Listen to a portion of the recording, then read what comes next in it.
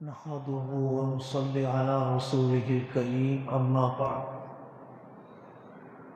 أعوذ بالله من الشيطان الرجيم بسم الله الرحمن الرحيم واعتصموا بحبل الله جميعا وقال رسول الله صلى الله عليه وسلم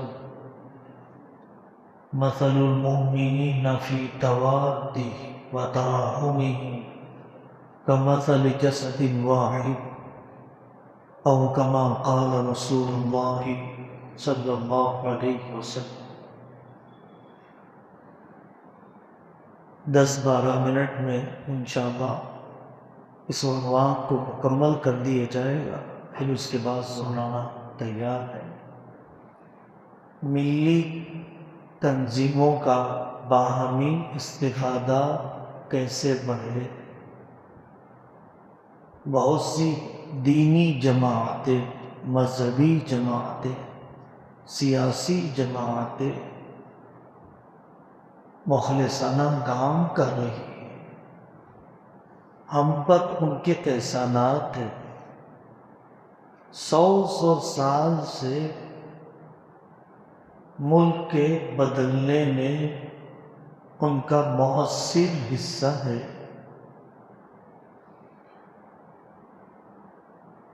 پوری قدردانی کے ساتھ کسی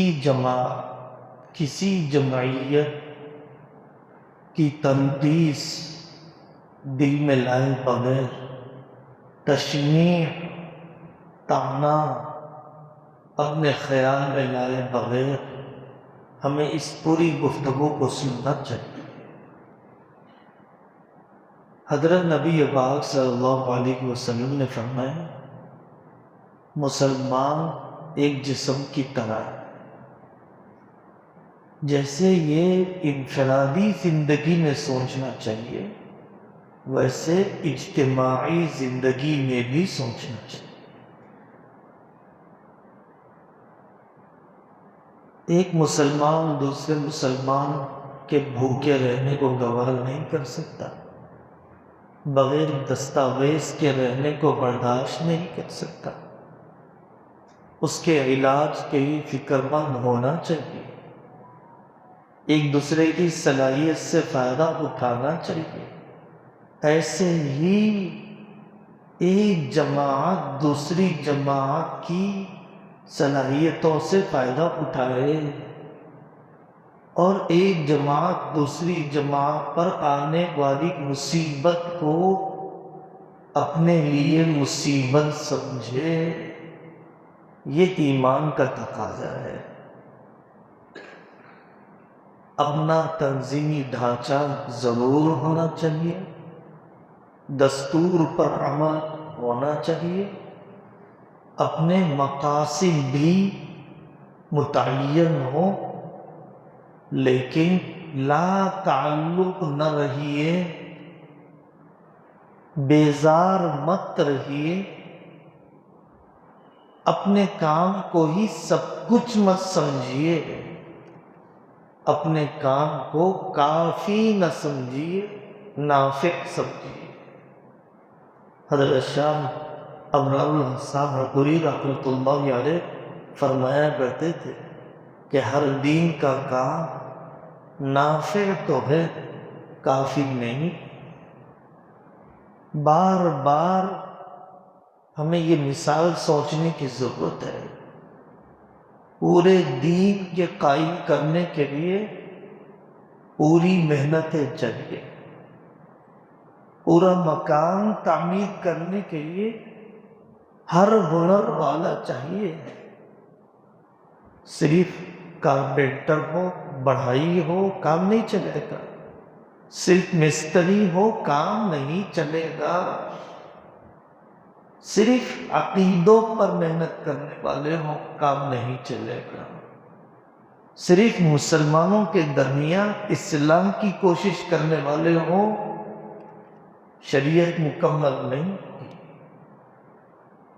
صرف رفاہی اور چیریٹی کا کام کرنے والے ہوں، مکاتب قائم نہ ہوں، نسل کی حفاظت نہیں ہوگی۔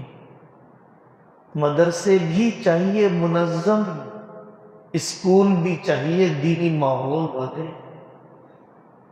تو میرے بھائیوں، اس تصور کو بٹھانے کی ضرورت ہے کہ دین کا ہر کام کرنے والا دوسرے کو مکمل کرنے والا ہے۔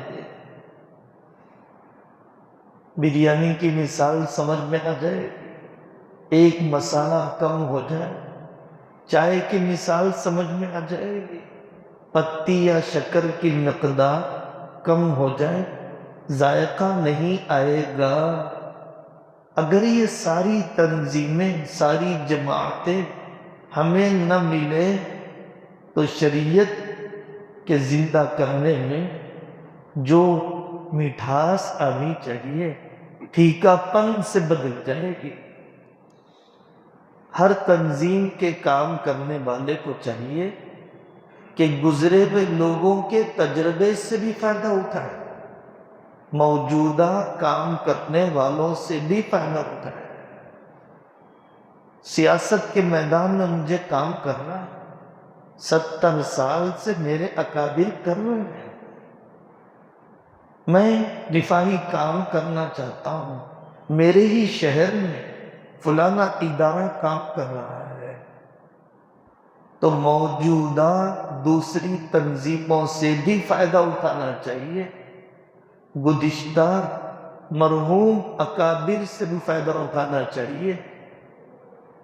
اعتبار، عبرت حاصل کرنا یہ ایمان کا تقاضا ہے۔ میرے بھائیوں، دین کا کام کرتے ہوئے صرف شوق کی تسکین نہ ہو، تقاضے کی تکمیل ہو، انفرادیت کا اظہار مقصود نہ ہو، دین کی خدمت کی تکمیل مقصود ہو، ہمارا بھی نام ہو جائے، اس لیے ایک ادارہ قائم کر دیے، میرے اپنے وجود کا اظہار کروں، اس لیے میں نے یہ تنظیم قائم کر دی۔ کہاں رہی اس میں للہیت؟ کیسے مدد شامل ہوگی؟ اللہ تعالیٰ کی۔ ہر قدم پر ہمیں ٹٹولنا کہ شریعت اور امت کی اجتماعیت یہ میرا مقصود ہے، یا اپنی شہرت اور اپنے معاونین اور اپنے مخیرین کو بچا کر رکھنا۔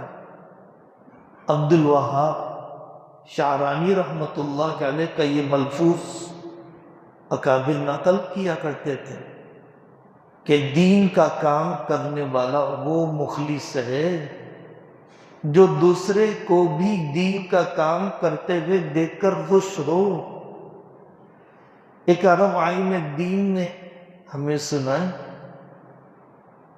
بڑی کمپنی ہوتی آئی ٹی کی، اسی کمپنی کا ملازم امریکہ جاتا ہے، خوش ہوتا ہے، میری کمپنی کے لوگ ہیں، ہماری کمپنی نے بھیجا۔ کیا ہمارے دل میں خوشی ہوتی ہے دین کے دوسرے شعبے کے کام کرنے والے کو؟ کیا اپنے ہی شعبے میں دوسرے کام کرنے والے کو دیکھ کر کہ یہ میری ہی کمپنی کا ہے؟ اللہ کے دین کے احیاء اور شریعت کی نشأت ثانیہ۔ حدیث پاک، حضرت نبی پاک صلی اللہ علیہ وسلم نے فرمایا، جہاں پر اپنے بھائی کی بے آبروئی ہو، خلاصہ حدیث کا بے عزتی ہو، میں خاموش رہوں، ایک دن آئے گا کہ میری بے آبروئی بے عزتی ہوگی۔ مولانا سجاد صاحب فرماتے ہیں کہ جو تماشائی رہتا ہے اس کا بھی تماشا ہوتا ہے، جو تماشائی رہتا ہے اس کا بھی تماشا ہوتا ہے۔ جب دوسری تنظیموں کے لیے قافیہ تنگ کیا جائے، کیا دعا کے لیے ہاتھ اٹھے؟ کیا 2 سجدے زائد کیے؟ یا اللہ نہ کرے کہ کوئی ایسا ہو ہم میں کہ اس کی زبان پر جگ ہسائی اور یہ بول آنے لگے اچھا ہوا، ہونا چاہیے تھا اس کے ساتھ۔ انفرادی طور پر جیسے یہ گناہ ہے، دوسرے پر آنے والی مصیبت پر ہنسنا، اجتماعی طور پر بھی یہ گناہ اور انسانیت سے گری ہوئی حرکت ہے کہ دوسرے ادارے پر آنے والے حالات پر خوش رہنا۔ لا تظہر الشماتۃ التقی فیرحمہ اللہ ویبتلی۔ آپ نے سیاست میں دیکھا مسلمان کا مقابلہ کرتا ہے، انصاف پسندوں کے مقابلے میں آتے ہیں، وہ کیوں غیر مسلم، وہ کیوں ظالموں کے مقابلے میں نہیں آتا؟ بالکل صحیح بات ہے کہ ایک خدا کے ماننے والے کروڑوں حصے میں بڑھ جاتے ہیں، کروڑوں خداؤں کے ماننے والے ایک بڑھ جاتے ہیں۔ بالکل صحیح بات ہے کہ ظالم متحد ہے دنیا میں، مظلوم بکھرے ہوئے۔ ایمان کا تقاضا کیا ہے؟ اشداء علی الکفار رحماء بینہم، ہمدردی ہو اپنے بھائیوں کے ساتھ، شدت ہو دوسروں کے ساتھ۔ اعزۃ علی الکافرین اذلۃ علی المؤمنین، بچھ جائیں ایمان والوں کے سامنے اور مضبوط تناور بنے ہوئے رہیں کافروں کے مقابلے میں، بے دینوں کے مقابلے میں۔ پیمانے بدل مولانا الیاس صاحب رحمۃ اللہ علیہ کے ملفوظات میں وہ فرماتے تھے، ہم اغیار کے سامنے بچھ جاتے، اخیار کے سامنے اکڑ جاتے، اہل علم کے سامنے اکڑ جاتے۔ ہمارے آگے بڑھنے کے لیے تنظیمی اور جماعتی میدان میں ضروری نہیں دوسرے کو دھکیلنا، دوسرے کو گرانا، میری تقدیم کے لیے دوسرے کی تنقید ضروری نہیں۔ دو بھائیوں میں مسائل ہوتے، ایک خاندان میں مسائل ہوتے، جہاں دو انسان ہیں وہاں ٹکراؤ ہے، ہم مانتے ہیں۔ جمعیتوں، جماعتوں، اداروں میں بھی ٹکراؤ ہوتا ہے، مزاجی انبن ہوگی ہی۔ حل کرنے کا طریقہ کیا؟ بالمشافہہ، ملاقات۔ جب وضاحت لینے اور دینے کی ضرورت ہوتی ہے تب ہم بات چیت بند کر دیتے، پھر اپنوں کی باتیں بھی غیروں سے پوچھی جاتی، فیصلہ کرنے کی کوشش کرتے ہیں، فاصلے ختم کرنے کی کوشش نہیں کرتے۔ پڑھنا چاہیے حضرت علی میاں ندوی رحمۃ اللہ علیہ کے وہ خطبات جو اپنے پڑوسی ملک میں پیش فرمائے، دعوت فکر و عمل۔ حضرت فرماتے ہیں تنظیموں میں اکھاڑ پچھاڑ بڑھ جاتی ہے، پیدا ہوتی ہے دوسرے کے بارے میں کم فہمی یا نا فہمی کی وجہ سے، کم واقفیت یا نا واقفیت کی وجہ سے، ملنا ہی نہیں چاہتے دوسرے سے، بدگمانی ختم ہی نہیں کرنا چاہتے۔ جیسے انفرادی زندگی میں بدگمانی حرام ہے، دل کا گناہ، ویسے اجتماعی زندگی میں بھی یہ گناہ ہے۔ اصلاح کرنے کا طریقہ اس سے کہو جس سے وہ سنتا ہے، یا وہ شخص کہے جس سے سننے کی امید ہے، تنہائی میں کہے، خوبیوں کا اعتراف کرتے۔ گھر کی بات سڑک پر لانا، گھر کی بات میڈیا میں لانا، یہ کوئی اصلاح کا طریقہ نہیں ہے۔ دنیا میں کوئی بیوقوف بھی سڑک پر لٹا کر سرجری نہیں کرتا ہے۔ سرجری کرنے کے لیے بند کرنا، ہم اجتماعی طور پر غصے کی اصلاح کرنا چاہتے ہیں، انفرادی طور پر کریں، سڑکوں پر نہیں، میڈیا پر نہیں، بیان بازی کے ذریعے سے نہیں۔ اداروں کو ڈر لگا ہوتا ہے کہ میرا عملہ دوسرا نہ لے، میرے ڈونرز دوسرے کو نہ مل جائے۔ اگر جیسے پیسہ خرچ کرنا صدقہ ہے، انفاق ہے، صلاحیت خرچ کرنا بھی انفاق ہے۔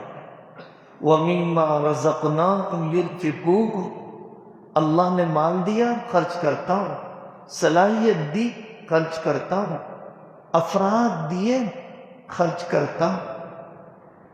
استخلاص ہونا چاہیے، یکدرگیر محکم گیر ہونا چاہیے۔ لیکن اگر میں دوسرے کا تعاون کرتا ہوں، کر سکتا ہوں، میرے افراد اور تجربات دے سکتا ہوں، تو محض تنگ نظری یا ذہنی عصبیت یا اس کے بڑھنے کے اندیشے سے روکنا نہیں چاہیے۔ انفق ينفق اللہ علیک، خرچ کرو گے اللہ اور دے گا۔ دوسرا پہلو یہ ہے، خریدنے بیچنے میں کہا گیا کہ جب ایک آدمی بات چیت کر رہا ہو دوسرا آدمی بات نہ کرے۔ ایک آدمی ایک جگہ پر رشتے کی بات چلا رہا ہو، دوسرا آدمی اپنا رشتہ نہ بھیجے، بدمزگی پیدا ہوتی۔ اسی طریقے سے تیسری حدیث میں کہا گیا، وہ ہم میں سے نہیں جو بیوی کو شوہر کے خلاف اور غلام کو آقا کے خلاف اکسائے۔ یہ گناہ ہے کہ کسی ادارے میں کام کرنے والے کو اس ادارے کی انتظامیہ کے خلاف اکسایا جائے، اس کا دل وہاں سے پھیکا کرنے کی کوشش کی جائے۔ یہ مفسدانہ طریقہ ہے، اجتماعی زندگی کا جرم ہے۔ عجب ہوتا ہے انفرادی زندگی میں، میں بہتر ہوں آپ سے، کبر ہوتا ہے، یہ نعمت تو میرا کمال۔ جیسے اجتماعی انفرادی زندگی میں کبر اور عجب گناہ، ویسے اجتماعی اور تنظیمی زندگی میں بھی عجب اور کبر گناہ ہے۔ میری تنظیم ہی سب کچھ ہے، خیر اگر ہوگا میری تنظیم میں ہوگا، صحیح رائے آئے گی میری تنظیم میں آئے گی۔ میری جماعت ہے قیامت تک کے لیے تجدیدی کام کرنے والی، میرے سلسلے کے ذمہ دار ہیں مسلح قیامت تک کے لیے۔ اب کوئی دوسرا مسلح نہیں آئے گا۔ کیوں لوں میں کوئی خوبی پڑوس کی تنظیم سے؟ ہم اپنے اصول کو نصوص بنانے لگ جائیں، اپنے تجربے کو حرف آخر سمجھنے لگ جائیں، یہ اجتماعی زندگی کا عجب اور کبر ہے۔ ادارے اور تحریکیں اسی وقت بانگ ہو جاتی۔ حضرت علی میاں فرماتے مستقل اپنے رسالے کہ کوئی مجدد مصلح ہو سکتا ہے، نبی نہیں ہو سکتا ہے۔ نبی ہے تو اس پر وحی آتی، اس کی رائے وحی ہوتی، ہماری رائے وحی نہیں ہے، کوئی حرف آخر نہیں ہے۔ آخری بات، انضمام کا مطالبہ نہیں ہے، اشتراک کا مطالبہ ہے۔ ہر ادارہ اپنی جگہ پر کام کرے، ہر تنظیم اپنے لگے بندھے اصول کے مطابق کام کرے، لیکن انضمام نہیں، دوسرے کے ساتھ ضم ہو جانا نہیں، بلکہ اشتراک۔ کون سے وہ پوائنٹس ہیں جس میں ہم ایک دوسرے کی خوبیاں لے سکتے ہیں؟ حضرت شاہ صاحب فرماتے ہیں نقاط اتحاد سوچو، نقاط اختلاف نہیں، جوڑنے والے پوائنٹس سوچو، توڑنے والے پوائنٹس نہیں۔ اور آخری بات، دعا کرنا چاہیے۔ ہر کام کرنے والا، ہر کام کرنے والی جمعیت اور جماعت اور دوسری تنظیموں کے لیے دعا کرنا یہ آخری طریقہ اور حل ہے اپنے مزاج میں اجتماعیت اور وحدت امت پر عمل کرنے کے لیے۔ اللہ تعالی ہر تنظیم کو، ہر جماعت کو، ہر ادارے کو ایک دوسرے سے فائدہ اٹھانے کی توفیق عطا فرمائے۔ وآخر دعوانا ان الحمدللہ رب العالمین۔